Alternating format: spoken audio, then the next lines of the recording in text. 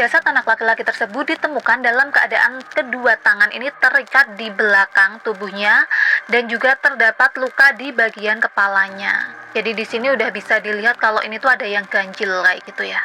Dan kalian tahu mirisnya di sini, Rauf ini dibuang ke saluran irigasi dalam kondisi masih hidup. Bahkan Nurhani ini tahu kalau misalnya Rauf ini masih hidup karena di sepanjang perjalanan Rauf ini masih merintih kesakitan.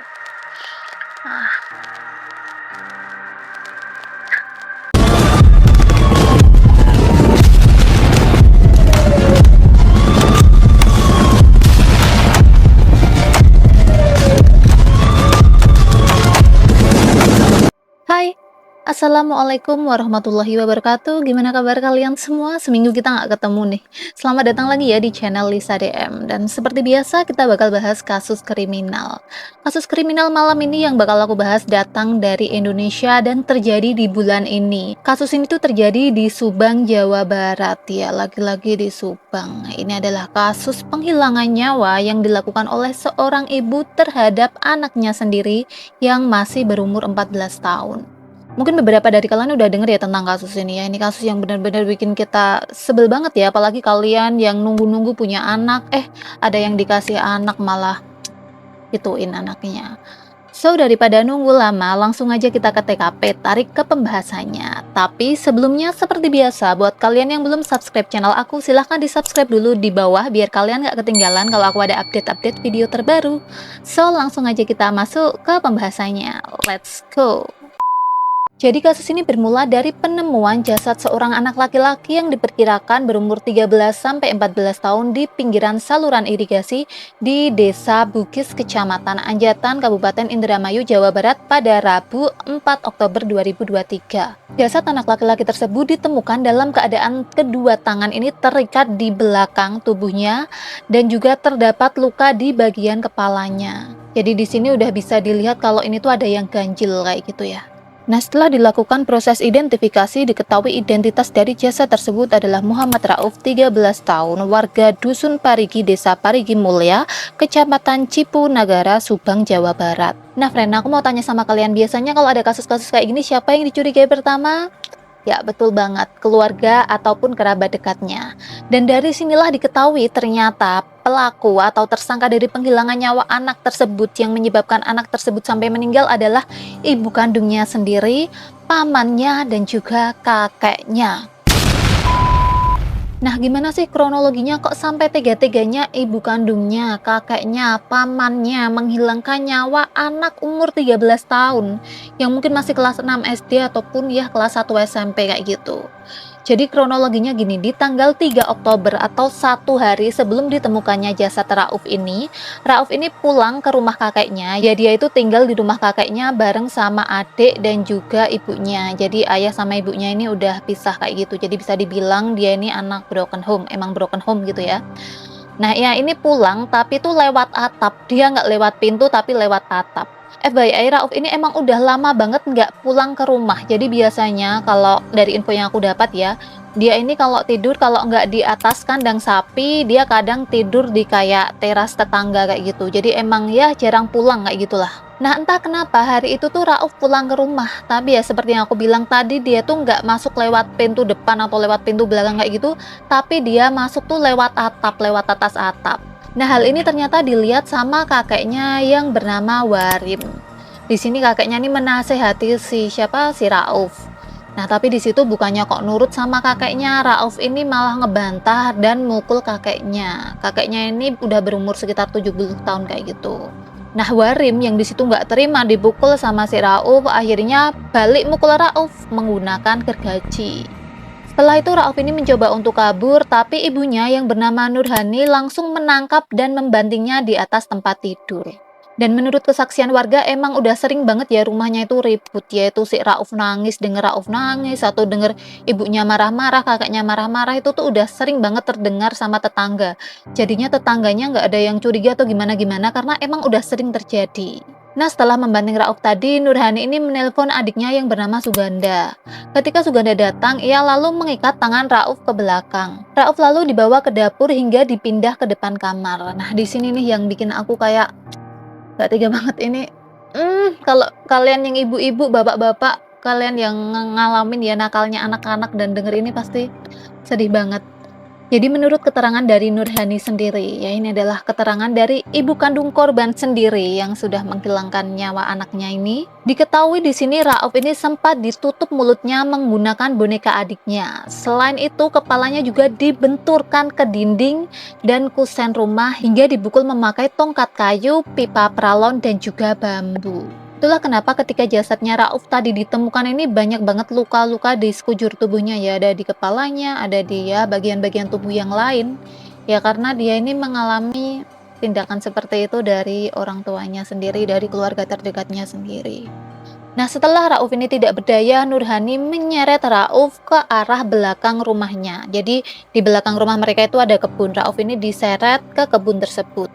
Lalu ia meminjam motor tetangganya. Setelah ia meminjam motor tetangganya, ia lalu menaruh Rauf di depan. Jadi kalau motor kayak apa ya, motor metik itu kan bisa ada kayak ini loh pelakangannya gitulah. Rauf itu ditaruh di situ.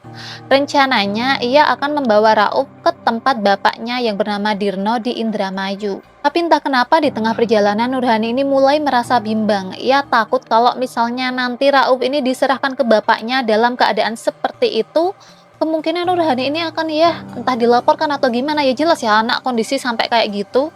Akhirnya Nurhani ini memutuskan untuk membuang Rauf ke saluran irigasi. Dan kalian tahu mirisnya di sini, Rauf ini dibuang ke saluran irigasi dalam kondisi masih hidup. Bahkan Nurhani ini tahu kalau misalnya Rauf ini masih hidup karena di sepanjang perjalanan Rauf ini masih merintih kesakitan. Ah, nggak tega banget nggak sih? Ini tuh ibu kandungnya tuh tahu ya Rauf ini masih hidup, masih dalam kondisi kesakitan kayak gitu, tapi sama ibu kandungnya tuh dibuang ke saluran irigasi. Tega banget nggak sih ini orangnya? Nah, untuk saat ini ketiga pelaku yaitu Nurhani, Suganda, dan juga Warim sendiri telah diamankan di Polda Jawa Barat guna mempertanggungjawabkan apa yang mereka lakukan. Tapi untuk putusan dapat hukuman berapa lama ini aku belum dapat informasinya. Sementara itu, friend, dalam olah TKP, tim Inafis Polda Jawa Barat ini menemukan beberapa titik darah, diantaranya ada di ruang tamu, terus ada juga di pipa peralon, di tongkat kayu, di kusen, di besi itu besi nggak tahu sih ini dapat dari mana, ini tuh besi rel kereta gitu yang panjangnya sekitar 20 cm. Ada juga di tongkat yang udah patah jadi dua, jadi diduga ya tongkat ini dipakai untuk memukul si anak atau untuk memukul Rauf. Terus ada juga pecahan genting dan juga satu batu bata merah kayak gitu juga di dinding dan di baju perempuan berwarna ungu. Selain itu juga ditemukan beberapa bercak darah ini dari arah pintu belakang ke arah mana kebun. Jadi seperti yang aku bilang tadi, karena si Rauf ini diseret, jadi otomatis kan ada ceceran darah juga di situ. Ada noda-noda bercak-bercak darah. Dan kalau dijumlah semuanya ini sebanyak 37 titik darah. Banyak banget nggak tuh 37 titik darah? Nah, terus motifnya apa, Lis? Kok bisa ibunya sendiri nih tega menghilangkan nyawa anaknya? Menurut keterangan Nurhani sendiri, ia tega menghilangkan nyawa dari Rauf atau anak kandungnya sendiri ini karena Rauf ini sering banget minta HP. Dan itu tuh bikin Nurhani ini tuh kesel dan kebawa emosi. Karena Rauf ini juga pernah kayak mencuri atau mengambil HP dari ibunya, which is ya Nurhani. Cuman ya ini tuh udah dikembaliin HP-nya. Selain itu katanya Rauf ini juga bandel, nakal, sering bikin malu gitulah kelakuannya. Dan FYI, menurut keterangan dari kepala desa, emang Rauf ini tuh anaknya agak bandel. Ia tuh sering kayak mengambil barang berharga milik tetangga-tetangganya. Jadi maaf ya ini bisa dibilang kayak mencuri kayak gitu. Cuman ya kebanyakan tetangganya ini udah kayak apal atau udah maklum kayak gitu. Tapi kalau kita pikir-pikir ya ini tuh mungkin dipengaruhi sama kondisi keluarganya. Kan kondisi keluarganya ini broken home ya, kedua orang tuanya pisah. Terus juga mungkin dia secara mental nggak mendapat kasih sayang, nggak mendapat kayak bimbingan, atau juga dia nggak diarahkan secara baik. Dan ya perlu kalian tahu Rauf ini tuh udah putus sekolah, jadi secara pendidikan pun dia ini nggak mendapatkan pendidikan yang layak kayak gitu. Jadi bisa dibilang secara finansial ataupun secara mental mungkin Rauf ini nggak mendapat support dari keluarga ataupun orang-orang terdekatnya. Jadi kayak udah bener-bener nggak ada bimbingan, nggak ada kayak orang yang ngarahin dia, entah itu dari sekolahan ataupun dari keluarganya. Jadi ya mungkin anak ini frustasi atau gimana, ya kita bisa bayangin lah gimana kondisinya anak umur 13 tahun merasakan hal seperti itu. Tapi ini ya pendapatku ya, kalau kalian punya pendapat lain, kalian bisa tulis di kolom komentar di bawah. Dan ya mungkin segitu dulu sih dari aku tentang kasus yang benar-benar miris kali ini. Kalau kalian punya saran-saran selanjutnya nih aku bahas apa, kalian juga bisa tulis di kolom komentar di bawah. Dan kita doain bareng-bareng semoga Muhammad Rauf ini mendapat tempat terbaik di sisinya. Ini cukup bikin sedih banget ya, bahkan ini kasus di Singapura yang pernah aku bawain yang bener-bener boom banget itu, bahkan orang tuanya itu tuh bawa anaknya ke rumah sakit, tapi ini enggak, ibunya sendiri yang buang ke saluran irigasi. Aku bener-bener nggak ngerti lagi sama jalan pikirannya Nurhani atau ibunya ini. Padahal umurnya udah lumayan dewasa, 40 tahun loh ibunya ini, enggak kok yang menikah muda gitu enggak. Tapi kok bisa tega-teganya gitu sama anaknya. So ya mungkin segitu dulu, kita doakan bareng-bareng ya, Al-Fatihah buat Rauf, semoga mendapat tempat terbaik di sisinya, amin. Dan ya, sampai jumpa lagi di video selanjutnya. Yang belum subscribe silahkan di subscribe dulu, biar ya aku lebih semangat lah buat bikin konten-konten lagi. Assalamualaikum warahmatullahi wabarakatuh, terima kasih udah nonton video ini sampai selesai, bye. Sampai jumpa di video selanjutnya, and have a nice day. 126グッ